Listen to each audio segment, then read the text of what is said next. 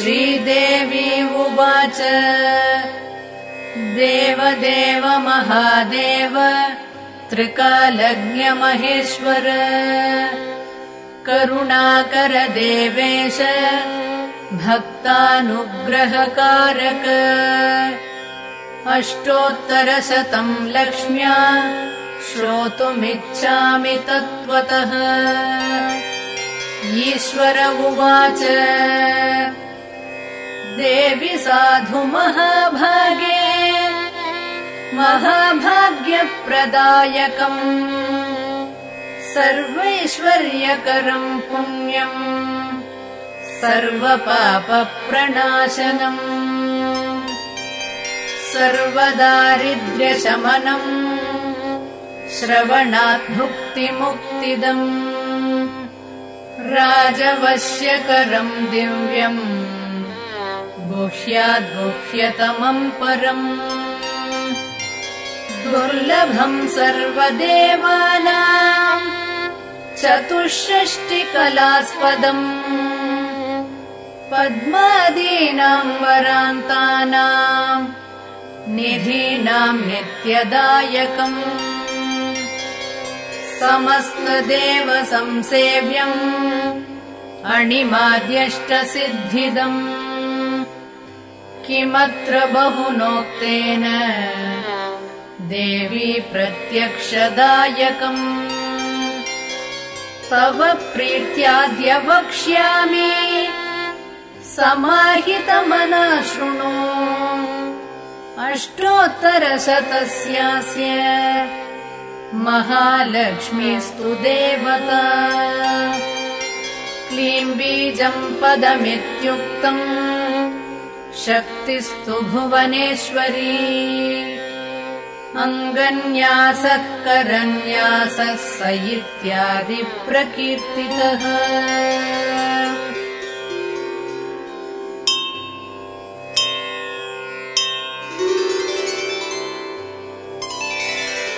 ध्यानम्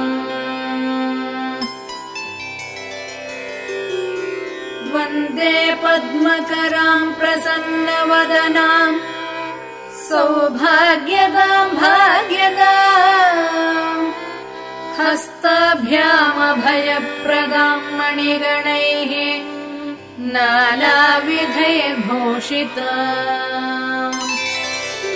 भक्ताभीष्टफलप्रदाम् हरिहर ब्रह्मादिभिः सेविताम्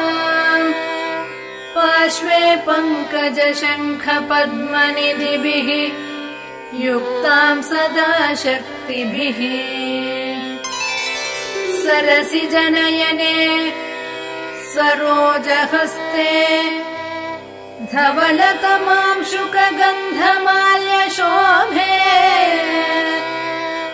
भगवति हरिवल्लभे मनोज्ञे त्रिभुवनभूतिकरि प्रसीद मह्यम् प्रकृतिम् विकृतिम् विद्याम् सर्वभूतहितप्रदाम् श्रद्धाम् विभूतिम् सुरभिम् नमामि परमात्मिकाम् वाचम् पद्मालयाम् पद्माम् शुचिम् स्वाहाम् स्वधाम् सुधाम् धन्याम् हिरण्मयीम् लक्ष्मीम् नित्यपुष्टाम् विभावरीम् अदितिम् चदितिम् दीप्ताम् वसुधाम् वसुधारिणीम् नमामि कमलाम् कान्ताम् कामाम् क्षीरोदसम्भवाम् अनुग्रहपराम् बुद्धिम्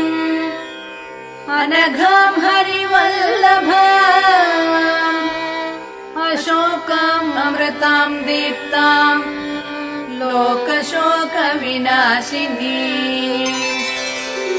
नमामि धर्मनिलयाम् करुणाम् लोकमातरम् पद्मप्रियाम् पद्महस्ताम् पद्माक्षीम् पद्मसुन्दरीम् पद्मोद्भवाम् पद्ममुखीम्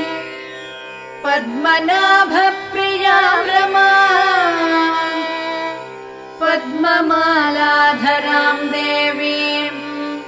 पद्मिनीम् पद्मगन्धिनीम्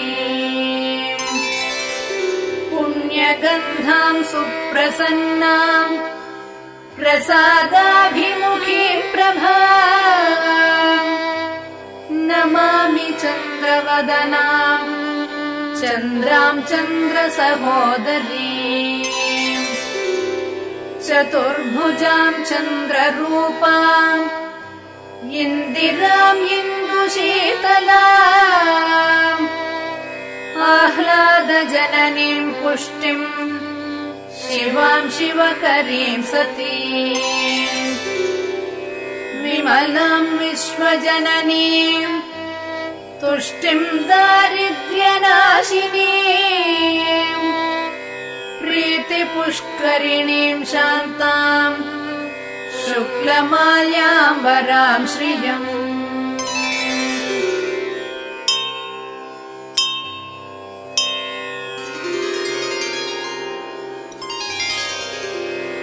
भास्करीम् बिल्वनिलयाम् वरारोहाम् यशस्विनीम् वसुन्धरामुदाराङ्गाम् हरिणीम् हेममालिनी धनधान्यकरीम् सिद्धिम् स्त्रैणसौम्याम् शुभप्रदाम् नृपवेश्मगतानन्दाम् वरलक्ष्मीम् वसुप्रदाम् शुभाम् हिरण्यप्राकाराम् समुद्रतनयाम् जयाम् नमामि मङ्गलाम् देवीम् विष्णुवक्षस्थलस्थिताम् विष्णुपत्नीम् प्रसन्नाक्षीम् नारायणसमाश्रिताम् दारिद्र्यध्वंसिनीम् देवीम् सर्वोपद्रववारिणी नवदुर्गाम् महाकाळीम् ब्रह्म विष्णु शिवात्मिकाम् त्रिकालज्ञानसम्पन्नाम् नमामि भुवनेश्वरीम् लक्ष्मीम् क्षीरसमुद्रराजतनयाम् श्रीरङ्गधामेश्वरीम् दासीभूतसमस्तदेववनिताम् लोकैकदीपाङ्कुराम् श्रीमन्मन्दकटाक्षलब्धविभव ब्रह्मेन्द्र गङ्गाधराम् त्वाम् त्रैलोक्यकुटुम्बिनीम् सरसिजाम् वन्दे मुकुन्दप्रिया मातर्नमामि कमले कमलायताक्षी श्रीविष्णुहृत्कमलवासिनि विश्वमातः क्षीरोदजे कमलकोमलगर्भगौरी लक्ष्मी प्रसीद सततम् नमताम् शरण्ये त्रिकालम् यो जपेत् विद्वान् षण्मासम् विजितेन्द्रियः दारिद्र्यध्वंसनम् कृत्वा सर्वमाप्नोति यत्नतः देवी नाम सहस्रेषु पुण्यम् अष्टोत्तरम् शतम् येन श्रियमवाप्नोति कोटिजन्म दरिद्रतः भृगुवारे शतम् धीमान् पठेत् वत्सरमात्रकम् अष्टैश्वर्यमवाप्नोति कुबेर इव भूतले